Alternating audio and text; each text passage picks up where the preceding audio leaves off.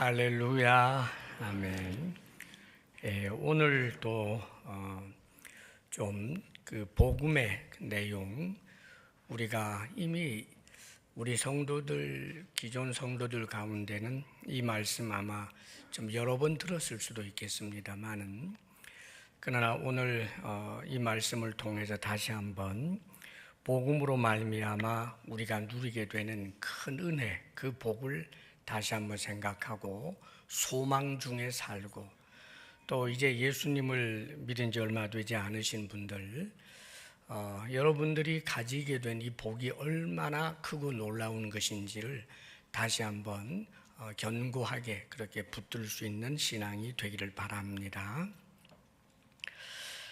자, 우리 예수님께서 베드로가 이제 신앙 고백한 그 장소를 이제 성령께서는 성경을 통해서 먼저 알려주죠. 어디였느냐 하면 빌립보 가이사랴라고 하는 도시입니다. 빌립보 가이사랴. 원래 이 가이사랴라고 하는 해안 도시가 있어요. 아주 잘 지어진 예수님 시대에 그런 해안 도시가 있는데, 그 해안 도시와 조금 구별돼서 그 이름을 빌립보를 앞에 붙이든지 뒤에 붙이든지 가이사랴 빌립보 혹은 빌립보 가이사랴라고 하는 바로 그곳에서 베드로가 신앙 고백을 하게 되지요. 이 우리 주님께서 이곳에 와서 사람들이 나를 누구라 하느냐, 너희들 나를 누구라 하느냐, 이 신앙 고백을 유도하게 된 중요한 이유가 좀 있습니다. 이 빌립보 가이사랴라고 하는 이 지역은 구약 시대에는 바알 신을 섬기는 아주 그 우상의 온상이었어요. 이 지금 가이사랴 빌립보라고 하는 지역 자체가 이스라엘 나라에서 가장 북쪽 끝입니다. 그래서 헬몬 산 중턱에 있는 그런 마을이었어요. 그런데 그래도 여기는 이제 단지파가 분배받은 곳이고, 분명히 이제 북왕국 이스라엘 땅이었지만 북왕국 사람들이 이미 하나님 신앙이 많이 변질되어 있었고 혼합주의에 빠져서 우상 숭배를 했는데, 특별히 가나안의 그 신인 바알 신을 섬겼단 말이죠. 그런데 그 바알 신을 섬기는데도 유별나게 열심을 가지고 바알 신을 섬겼던 동네가 바로 이곳이었어요.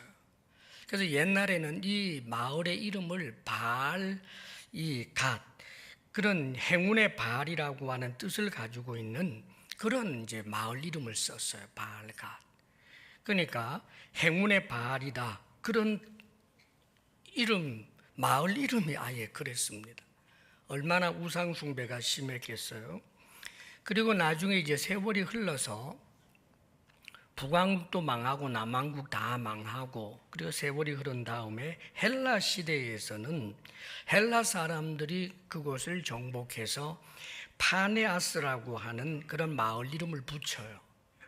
이 파네아스라고 하는 것은 판신 숭배한다는 뜻이에요. 판신. 헬라 신화에 나오는 그 판이라고 하는 신이 있어요. 이 신, 목동신이라고도 하고 뭐 대자연의 신이라고도 하는 이런 이제 신을 섬기는 그런 이제 마을이었습니다. 그러니까 그런 식으로 우상 숭배에 대단히 많이 1등이라고 할 정도의 그런 사람들입니다. 그런 마을이었어요. 그리고 난 다음에 이제 예수님이 조금 이제 그 등장하시기 바로 직전이 되겠습니다만은, 헤롯 대왕이 로마에서 로마 황제가 자신에게 이 팔레스타인을 다스릴 수 있는 왕의 자리를 줬다라고 하는 감사의 마음으로 로마 황제 아구스도에게 대리석으로 만든 어마어마하게 큰 신전을 만들어 바쳤어요. 그러니까 황제 숭배죠. 물론 판신전이긴 하지만, 그러나 황제를 옛날에는 로마 시대엔 특별히 신의 아들이라고 그렇게 했기 때문에 이 완전 황제 숭배를 노골적으로, 적어도 유대인의 왕이 그런 짓을 하는 거예요. 예수님 시대에도 이미 이 신전은 아주 번성한 그런 시대였습니다. 이방 사람들이 많이 그곳에 와서 우상을 숭배하고 그런 일들이 있었던 거죠. 그러면서 나중에는 이 분봉왕인 빌립이 자신의 이름을 거기다가 이제 붙여서 다른 가이사랴하고 약간 구별되게 해서 가이사랴 빌립보, 가이사는 시저를 말하는데 역시 로마 황제를 두고 하는 말입니다. 그래서 로마 황제의 자기가 사랑을 받는다는 그런 의미로 가이사랴 빌립보 이렇게 이름을 붙여놨어요. 참 유대 나라에서 이런 이름을 가진 또 이런 우상 숭배의 역사적인 그런 그 근거들을 가지고 있는 바로 이 동네까지 우리 주님께서는 오신 것입니다. 그리고는 예수님께서 아마 제자들하고 함께 보셨을 거예요. 어마어마하게 큰 신전, 판신전, 혹은 이 로마 황제를 숭배하는 그 어마어마한 신전을 배경으로 하면서 우리 주님께서 제자들, 그 소수의 제자들만 따로 데리고 왔던 것이거든요. 이때는 그들에게 이제 묻습니다. 사람들이 나를 누구라고 하느냐? 그러자 그들이 이제 대답합니다. 자신들이 들은 이야기를 하는 거죠. 어떤 사람들은 세례 요한, 또 어떤 사람은 엘리야, 또 어떤 이는 예레미야나 선지자 중에 하나라고 합니다. 그러니까 그 당시 예수님에 대한 반응들이 주로 예수님을 아주 위대한 선지자로 본 거예요. 엘리야 같은 선지자, 혹은 세례 요한과 같거나 예레미야와 같은 그런 대단한 선지자나 또 그에 방불하는 한 선지자일 것이다. 사람들은 예수님을 선지자로 보고 있지요. 사실 이스라엘 사람들이 누군가를 향하여 선지자로 본다라고 하는 것은 굉장히 높이 보아준 거예요. 그렇기 때문에 예수님 주변에 그렇게 많은 사람들이 따라왔던 거죠. 그런데 예수님께서 이번에는 제자들에게 묻는 겁니다. 너희는 나를 누구라 하느냐? 여기서 우리는 중요한 것 한 가지를 깨달아야 돼요. 사람들이 뭐라고 하든지 내가 어떻게 믿느냐가 중요해요. 우리의 신앙은 각자의 신앙 고백이 있어야 하는 것입니다, 여러분. 내가 정말 성경에서 말씀해 주신 이 가르침을 그대로 믿고 그렇게 신앙 고백할 수 있느냐가 중요한 거죠. 예수님에 대해서 어떻게 생각하고 있고 믿고 있느냐 하는 거예요. 오늘 이렇게 예배 자리에 나와 있는 분들이 대부분 예수님을 믿고 있는 분들, 베드로처럼 신앙 고백하는 분들이면서 아마 지난 얼마 전에 이제 예수님을 영접한 분들도 성령의 은혜로 예수님을 믿게 되었을 뿐만 아니라 점점 더 예수님에 대해서 알아가게 될 것입니다. 그래야 여러분들의 믿음이 더욱 견고해지기를 바랍니다. 너희는 나를 누구라 하느냐라고 했더니 그러자 제자들을 대표해서 시몬 베드로죠. 베드로는 예수님이 나중에 붙여준 이름이고 그의 원명은 이제 본명은 시몬이에요. 시몬이라고도 하는 베드로가 이제 나서서 말합니다. 주는 그리스도시요 살아계신 하나님의 아들이십니다. 이렇게 고백을 해요. 주는 당신은 이라고도 번역이 될 수 있지만 그러나 베드로가 평상시에 예수님을 향하여 그냥 이인식으로 당신이라고 쓰는 일이 없고 대부분 주라고 부르죠. 예수님을 주님이라고 항상 주의 주되심을 인정했었어요. 그러니까 지금 이 베드로의 신앙 고백에 대해서 우리 주님께서 칭찬을 하셨는데 네가 복이 있다라고 하면서 칭찬을 하셔요. 그런데 그러면 베드로가 한 신앙 고백의 내용이 뭘까? 예수님을 자기 또래였을 거예요, 아마. 예수님이 30살부터 공생에 시작했으니까 어쩌면 더 베드로가 나이 많을 수도 있겠습니다만 하여간 또래란 말이에요. 그런 목수 청년 예수님을 보면서 베드로가 자신의 주님으로 고백해요. 내가 예수님의 노예다. 나는 예수님의 것이다. 나의 주인은 내가 아니고 예수님이다. 사랑하는 여러분, 우리는 먼저 주님과의 나와의 관계에서 그분이 주님이시고 나는 종이다. 그분은 주님이시고 나는 노예다. 나의 모든 것은 다 주님의 것이다 하는 1차적인 그런 고백, 믿음, 이것이 있어야 하는 거예요. 그리고 주는 그리스도라고 말합니다. 그리스도는 메시아를 이제 헬라어로 말한 거죠. 이스라엘 사람들이 오랫동안 기다려왔던 메시아. 그 메시아는 어떤 분인가? 우리를 비참에서부터 건져주는 분이라는 뜻이에요. 메시아, 나를 구원해 주시는 분. 나를 이 절망적인 그런 비참의 상황에서부터 건져주시는 분. 그렇습니다. 우리는 무엇을 믿습니까? 예수님이 우리를 비참에서부터 건져주는 거예요.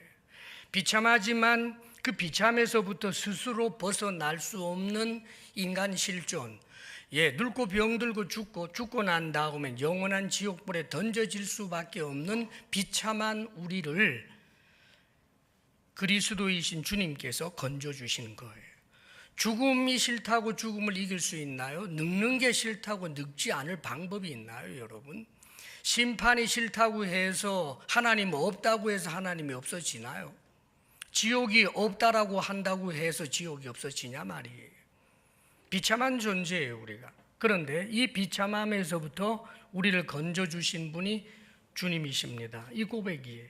그리고 또 한 가지는 살아계신 하나님의 아들이십니다라고 고백했어요. 살아계신 하나님, 하나님의 존재를 인정할 뿐만 아니라 그분의 아들이라고 그렇게 고백합니다. 사실 유대인들이 사람을 두고서 하나님의 아들이라고 고백하는 일은 거의 없어요. 이방인들은, 로마 사람들이나 헬라인들이나 이방인들은 황제를 신의 아들이라고 그랬죠. 동양에서도 이 중국의 천자, 하늘의 아들, 황제를 이제 신의 아들로 그렇게 많이들 불러왔습니다만은, 그러나 유일신 하나님을 섬기고 있는 이스라엘 백성들은 아무리 존경할 만한 사람을 두고서도 당신은 하나님의 아들이십니다 라는 그런 고백을 할 수가 없어요. 그런데 어떻게 베드로가 이런 고백을 했을까? 1차적으로는 예수님이 그 말씀을 너무나 반복해서 이야기했거든요. 예수님은 겸손해서 나는 하나님 아들 아니야 이런 적이 한 번도 없어요. 예수님은 상대방이 자신에게 오해를 하는데도 불구하고 하나님의 아들이라고 그래요. 하나님의 아들이라고 하니까 유대인들이 돌 들어서 때리려고 해도 당신은 하나님의 아들이라고 이야기를 해요. 하나님의 아들, 이것은 하나님께 피조물인 인간들을 조금 높여 부를 때 유대인들도 일상적으로 쓰지는 않지만 인간들은 하나님에게 지음받은 그런 존재라는 의미에서 하나님의 자녀들이라고 하는 것을 어떤 경우에 이제 적용해서 쓸 수는 있어요. 그런데 예수님은 하나님의 피조물로서의 하나님의 아들이라는 뜻이 아닙니다. 그분은 하나님이세요. 하나님의 아들이라고 하는 이 고백은 성부 하나님, 성자 하나님, 성령 하나님, 우리 하나님은 한 분이신데 삼위로 존재하십니다. 이게 성경의 내용이에요. 어떻게 설명할 수 있느냐의 문제가 아니라 성경에 이런 내용들이 있기 때문에 신학자들이 그저 삼위일체라고 그렇게 규정했을 뿐이지 사실 이것을 정확하게 설명할 수 있는 일은 없어요. 틀림없는 것은 우리 예수님은 하나님이면서도 성부 하나님과 구별되는 하나님이에요. 성령님도 분명히 하나님이지만 그 성령 하나님은 성부 하나님과 그 다음 성자 하나님과 구별되는 하나님이에요. 그런데 이 세 분, 이 삼위 되시는 하나님이 한 분으로 그분들은 절대로 외로울 수 없는 영원 전부터 영원까지 그분 안에서 내적인 친밀감과 사랑의 교제를 가지고 행복하게 살 수 있었던 것입니다. 그것이 하나님의 존재의 방식이에요. 하나님의 존재는 그 자체로서 늘 풍성해요. 고독자가 아닙니다, 여러분. 하나님이 심심해서 세상 만든 게 아니라고요. 하나님은 그 자체로 영원히 풍성해요. 이로 형언할 수 없는 그런 하나면서 셋인 이분들이 서로 사랑하며 기뻐하며 서로를 보면서 말할 수 없는 그런 기쁨과 감격 속에서 살아가는 영원한 교제가 있었단 말이에요. 그 중에 성자 하나님이에요. 우리 예수님께서 이 땅에 계실 때 당신이 하나님의 아들이라는 말을 이야기를 여러 번 했는데 그것 때문에만 그냥 믿으면 사기꾼한테도 그렇게 될 거 아니에요. 요즘 우리나라에도 보면 자기가 하나님이라 뭐 하나님의 아들이라 이런 말 하는 사람 굉장히 많잖아요. 그거 그냥 믿어요? 그럼 안 되죠. 그런데 이 베드로는 하나님의 아들이라고 자꾸 말하는 예수님을 지근거리에서 관찰할 수밖에 없잖아요. 내가 이거 좀 미친 사람 따라다니는 거 아니야? 이러면서 아마 잘 봤을 거예요. 그런데 웬일입니까?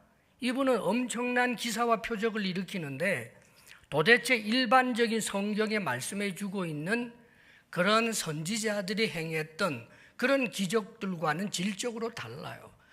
선지자들은 기도를 한다든지 하나님의 은혜를 구하여 고치는데 예수님은 그냥 명령한다는 말이에요. 소녀야 일어나라. 그럼 죽은 자가 일어나고 말이죠. 나사로야 나오너라. 그러면 죽었던 나사로가 벌떡 일어나서 나오고, 중풍병자든지 모든 이들에게 주님께서는 당신이 그냥 당신 이름으로 명령할 뿐이에요. 선지자들에게 있었던 일이 아니란 말이죠. 한 번은 이런 일도 있어요. 우리 예수님이 중풍병자가 왔는데 그분을 보면서 예수님께서 소자야 안심하라, 네 죄사함을 받았느니라 그래요. 그랬더니 함께 있었던 그 바리새인 중에서 야, 이 사람 아주 신성모독하고 있네. 사람이 어떻게 사람의 죄를 용서할 수 있는 권세가 있단 말이야 하고 속으로 이렇게 궁시렁거렸어요. 그런데 예수님께서 그 마음을 아시고 이렇게 말씀하십니다. 내가 이렇게 말하는 것은 인자에게 나에게 죄 사하는 권세가 있다는 것을 너희들에게 알게 하려 함이로라. 너희들이 대답해 보아라. 죄 사함을 받았다 하는 말과 일어나 걸으라 하는 말 가운데 어느 것이 쉽겠느냐? 죄 사함을 받았다 이 말은 누구나 할 수 있어요. 사기꾼들도 그렇게 할 수 있단 말입니다. 그러나 일어나 걸어라 그 말 하자마자 중풍병자가 벌떡 일어나 걸어가는 거 흉내 낼 수 있어요. 그래서 예수님께서는 그 바리새인 앞에서 일어나 걸어라 그랬더니 그가 벌떡 일어나서 자신의 침상을 주섬주섬 챙겨서 걸어가는 그 놀라운 일이 일어나죠. 그래서 사람들이 두려워합니다. 이게 어떻게 된 걸까? 어떻게 사람에게 죄사하는 권세를 주셨다는 말인가 하는 이 많은 군중들이 놀라는 장면이 거기 나와요. 지금 예수님께서 무엇을 계속해서 가르쳐 주시는 거예요? 죄사하는 권세는 하나님에게만 있는데 당신에게 그 권세가 있고, 즉 당신이 하나님이다 그 뜻이에요. 그래서 예수님께서는 나와 아버지는 하나다라는 말씀도 하시고, 나를 본 자는 아버지를 보았는데 어찌하여 아버지를 보이라고 하느냐라고도 말씀하시며, 나중에는 예수님의 제자들이 나의 주님, 나의 하나님이십니다 고백하는 장면도 나와요.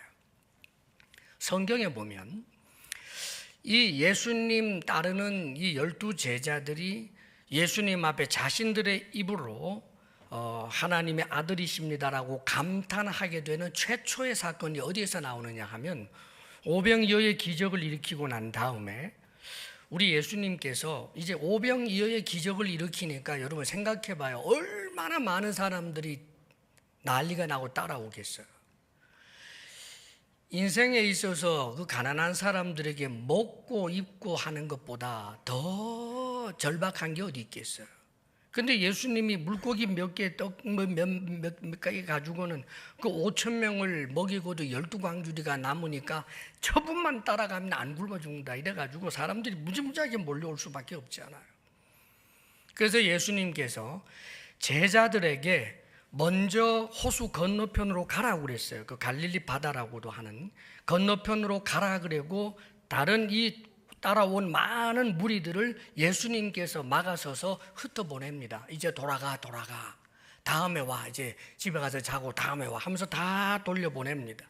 그 많은 사람들을 돌려보내느라고 제자들은 이 계속해서 노를 저어서 호수를 가로질러 가기 위해 쭉 가는데 굉장히 넓어요. 그 갈릴리 호수가 오죽하면 갈릴리 바다라고 그러겠어요.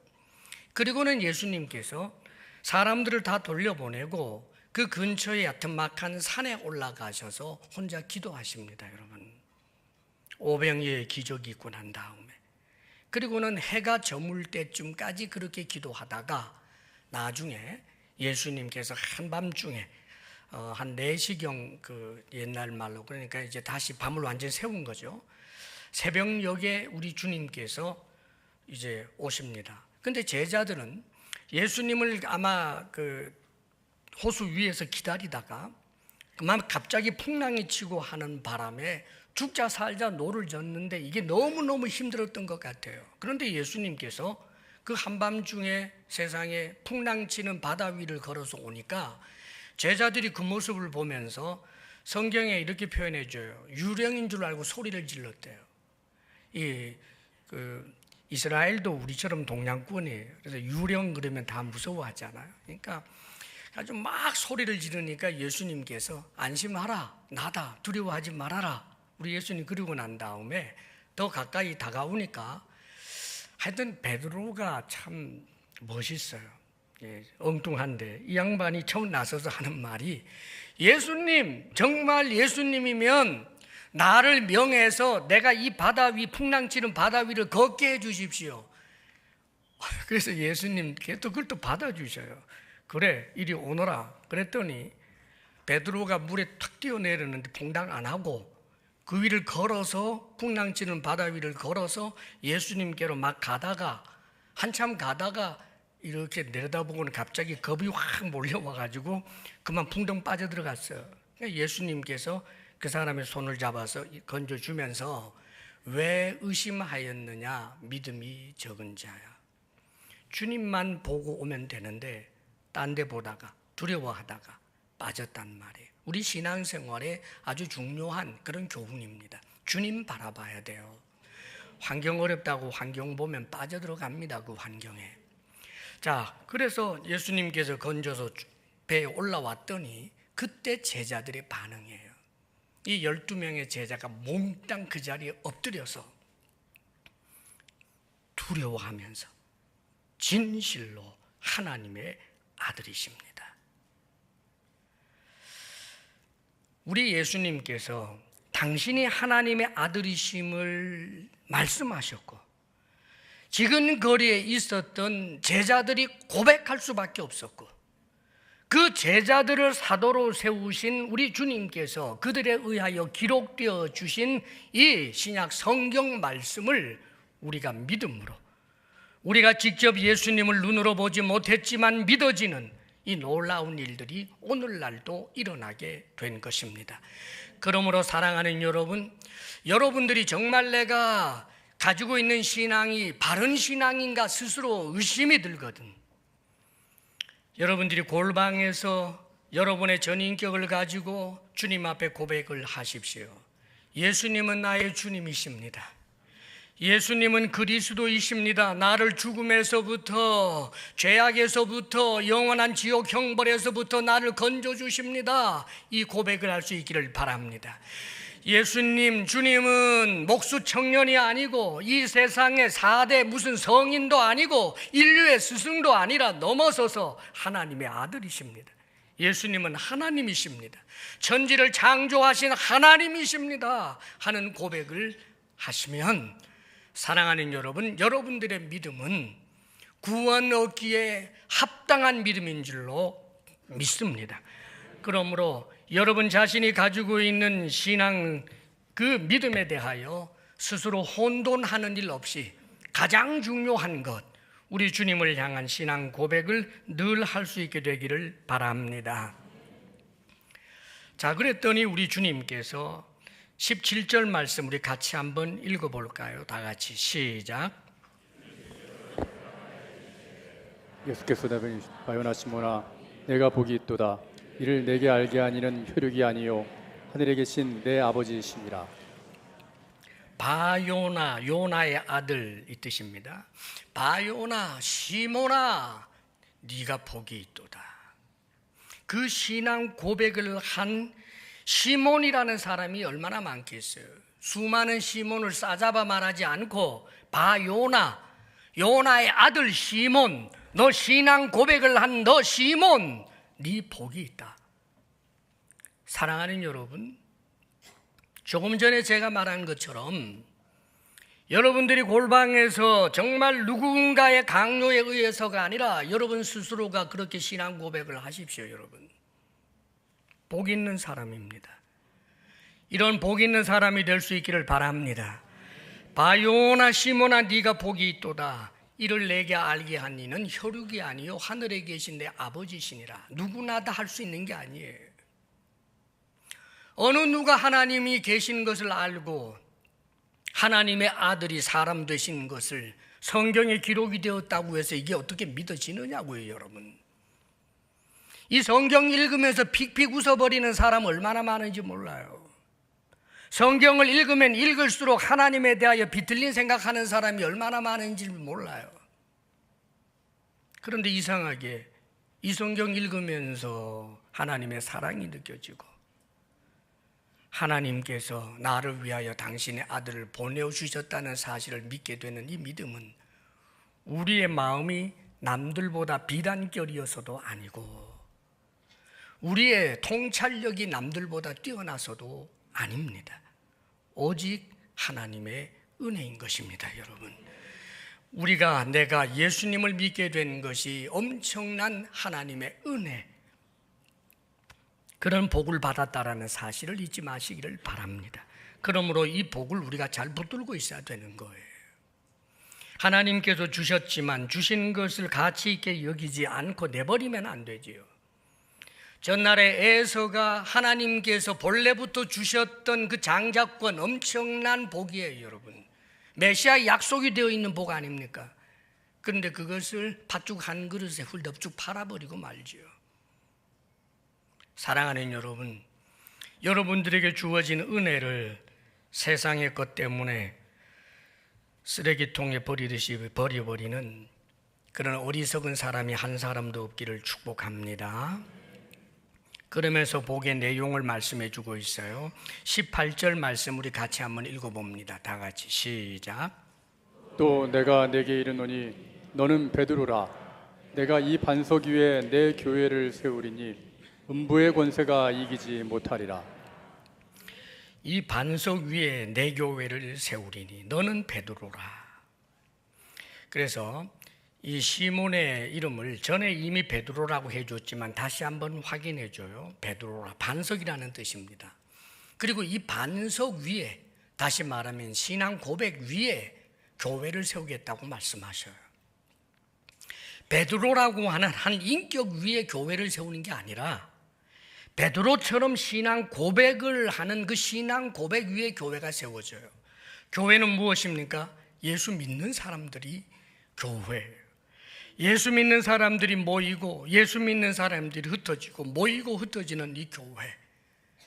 우리 예수님께서 승천하시고 성령이 강림하시면서 성경에 보면 역사적으로 교회가 최초로 등장하죠. 예루살렘 교회예요. 예루살렘 교회가 생기고 난 다음에 계속하여 교회들이 생깁니다. 많은 지역마다 지교회들이 생기고 우리나라에도 선교사들이 와서 복음을 전함으로 이 파주 땅에도 이렇게 교회가 생기지 않았습니까, 여러분? 그런데 이런 모든 교회가 결국은 하나예요. 종말에 완성되는 하나의 교회로 나아가게 된다, 그 말입니다, 여러분. 우리 예수님께서 재림하시게 되면 창세 때로부터 아담 때로부터 그 다음에 예수님이 재림하시는 그날까지 우리 주님께서 은혜를 주셔서 구원을 주시기로 한 사람들이 모두 다 구원을 받게 되는 그 순간, 다시 말해서 하나의 교회가 완성이 되는 그때 우리 주님은 재림하시게 되는 거예요. 그러므로 사랑하는 여러분, 우리가 한 가지를 기억해야 합니다. 내가 교회의 지체가 되어 있다라고 하는 사실을 늘 복으로 여겨야 돼요. 우리의 구원은 혼자 도 닦아서 뭐 해탈하는 것도 아니고요, 도를 닦아서 무슨 신선이 되는 것도 아니에요. 인간 이런 존재들과 달리 뭐 말도 못하는 어떤 영원한 고독 속에 들어가는 그런 초월자가 되는 그런 게 아니라고요, 여러분. 구원은 뭐냐 하면 공동체적이에요.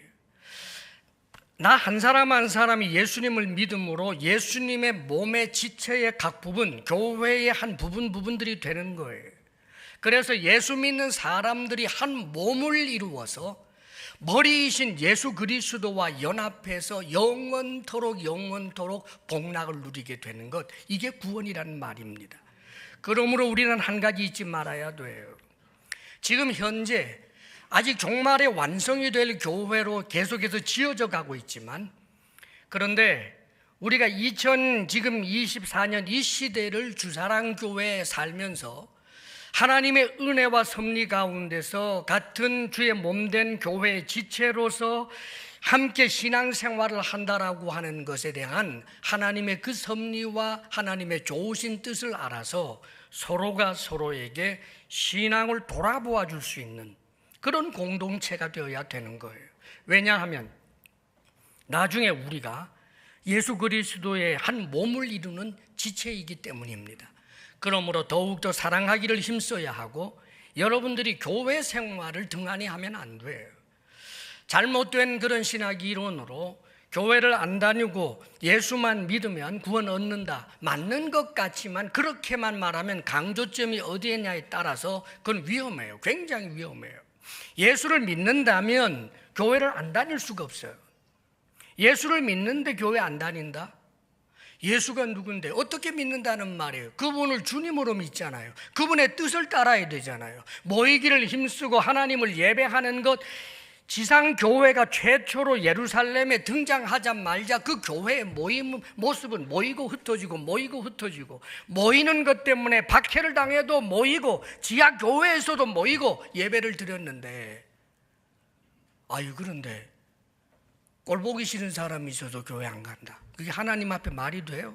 귀찮아서 안 간다. 나 예수 믿으니까 교회 안 가도 나 구원에 아무 문제 없어. 사랑하는 여러분, 성경 어디에 그런 말이 있단 말이에요? 예수님을 믿는다라고 하는 것은 예수님을 믿는 그 믿음이 진짜여야 하는데, 예수님을 믿으면 감격이 와요. 나를 죄에서 건져주시고 영원한 영생을 주신 주님이신데 그분을 함께 모여서 예배하는 것 얼마나 소중해요. 그리고 이 교회라고 하는 것은 하나님께서 우리를 위하여 주신 마치 어머니와 같은 게 교회예요. 그래서 교회는 서로를 돌아보고 교회가 변질되지 않도록 노력을 해야 하는 것입니다. 교회의 한 목적은 오직 하나, 안 믿는 사람 믿게 하고 믿는 사람 더 잘 믿게 하는 거예요. 그런데 교회가 누가 크냐 서로 싸우고 누가 어떻게 했니 비판하고 이러고 앉았으면 안 되는 거예요, 여러분. 항상 여러분이 우리 주의 몸된 교회의 지체가 되었다라고 하는 사실, 그리고 이 하나의 교회에 내가 참여하게 될 것이라고 하는 것을 소망으로 바라보면서 교회 생활 잘할 수 있기를 축복합니다. 아멘. 그 다음에 음부의 권세가 이기지 못하리라 그랬어요. 음부의 권세가, 예수 믿는 내가 그리고 교회는 음부의 권세가 이기지 못해요. 음부의 권세란 죄의 권세, 죽음의 권세, 마귀의 권세, 이걸 말해요. 그런데 이것은 사실상 하나입니다. 왜냐하면 인간이 죄를 범함으로 죽음이 들어오고, 죄를 범하여 죽음이 들어오면서 인간의 현실적인 인간 실존 가운데는 마귀가 뛰놀 수 있게 된 거예요. 마귀의 권세는 죄로 말미암아 그 권세가 권세되는 것입니다. 마귀는 우리를 끊임없이 속이려고 하는데, 그래서 마귀가 우리를 속여서 그 속임에 넘어가게 되면 그때로부터 죄 가운데서 마귀의 종노릇 할 수밖에 없는 그런 인간이 될 수밖에 없는 거예요. 이것이 우리 인간이 가지고 있는 가장 비참이었단 말입니다. 죄를 이길 수가 있습니까? 죄의 노예 상태인데. 죽음을 이길 수 있습니까? 그리고 우리 인간은 세상 속에 우리보다 더 지혜롭고 간교한 마귀가 귀신과 더불어서 역사를 하는데 여기서 안 속을 자가 어디 있느냐는 말이에요. 그런데 놀랍게도 음부의 권세가 교회를, 예수 믿는 사람을 이기지 못한다라고 말씀합니다. 자, 이것은 어떤 의미를 가지고 있을까? 사실 여러분 교회 역사에 보면 교회를 박해하는 이들이 일어났을 때 교회는 하나님의 은혜로 그 박해를 면한 적도 있지만 그 박해를 고스란히 당해서 재산 빼앗기고 자유 빼앗기고 심지어는 목숨까지 잃게 된 그런 역사가 얼마나 많은지 몰라요. 그런데도 음부의 권세가 이기지 못한다. 무슨 말이에요? 박해받아 죽어요. 교회가 망가지고 교회가 불타고 예수 믿는 사람들 전부 흩어놓아서 도저히 모일 수가 없고 그래서 숨죽여서 하나님 앞에 그렇게 기도하면서 지내는 그런 성도들이 있는데 음부의 권세가 교회를 이긴 거잖아요. 그러나 아닙니다, 여러분. 예수 믿는 사람들이 박해를 받아 죽어도 교회가 불타 없어져도 종말적 영원한 교회는 우주 가운데 찬란하게 드러나게 될 것입니다.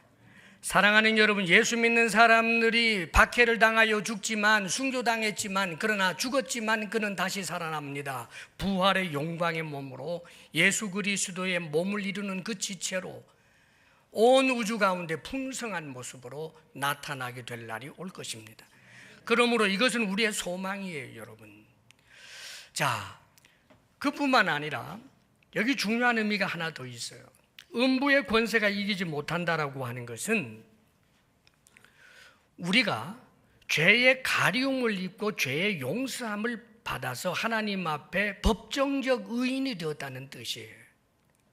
자, 무슨 말이냐 하면 내가 예수님을 믿음으로 말미암아 내 죄가 다 용서를 받았어요.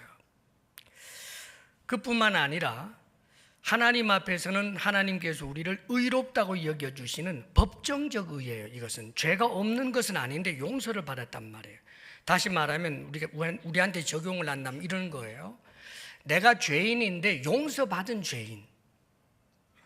이게 우리 이 땅에 살 때 우리 지상의 삶이에요. 우리는 항상 용서받은 죄인이에요. 여러분, 교회 공동체 사람들이 저 세상 사람들하고 도덕성 비교하면 절대 우위, 아이고 그렇게 말 못해요. 참 죄송하지만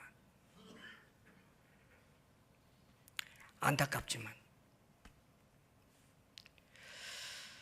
뭐 믿고는 싶어요. 그래도 교회가 좀 낫지 않겠나 뭐 이렇게 믿고는 싶지만 그런데 세상이 그렇게 인정해줘요? 말하자면 뭐 거기서 거기란 얘기 아닙니까, 여러분? 우리가 기도만 하면 하나님 말씀대로 살지 못해서 죄송합니다. 아까도 그런 기도 하더구만요. 예, 용서받은 죄인이에요, 그냥. 용서받은 죄인. 그런데 이걸 법정적인 하나님 앞에서는 의라고 하는데 죄의 가리움을 입은 사람은 복이 있어요. 나중에 주님 앞에 서게 될 때 우리의 모든 죄에 대하여 정말 불꽃 같은 눈으로 다 드러날 수 있는데 예수 그리스도의 십자가 구속의 은혜, 보혈의 은혜로 하나님 앞에서는 그 죄의 책임을 지게 할 만한 일이 하나도 없어요. 이게 법정적 의예요. 그러므로 사랑하는 여러분, 용서를 받았다라고 하는 것이 얼마나 귀하고 또 우리는 하나님 앞에 잘못하면 그럴 때마다 용서를 구해야 합니다. 그런데 이걸로 끝이 아니고요. 나중에 부활하고 난 다음에 하나님의 심판대 앞에서 내 죄가 완전히 가리움을 입고 하나님 앞에 의롭다라고 드러나고 난 다음에 그 다음부터 또 영원 세계에서 자꾸 죄만 짓네. 그럼 뭐가 되겠어요? 용서를 받았는데 같이 이제 하나의 교회에서 박집사, 김집사가 막 싸우고 천국에서도 그러고 앉았으면 뭐가 되겠느냐 그 말입니다, 여러분. 그런데 그런 일이 절대 없다. 그 이유는 성화되기 때문에 그래요. 능력에 있어서도 완전히 의롭게 되는, 우리가 우리 속에서 죄의 그림자조차도 없는 완전 천사처럼 변화되어 버리는 그 일들이 일어나게 되는 것입니다.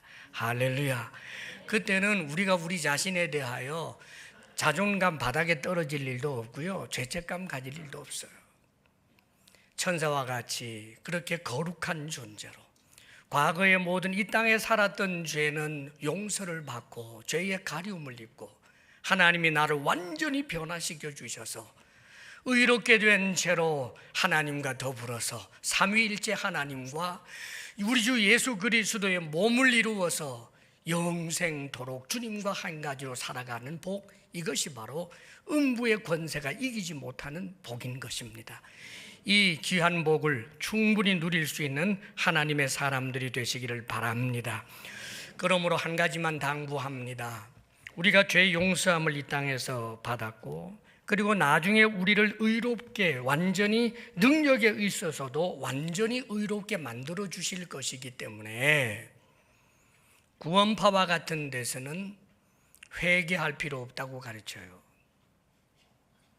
사랑하는 여러분, 이단입니다.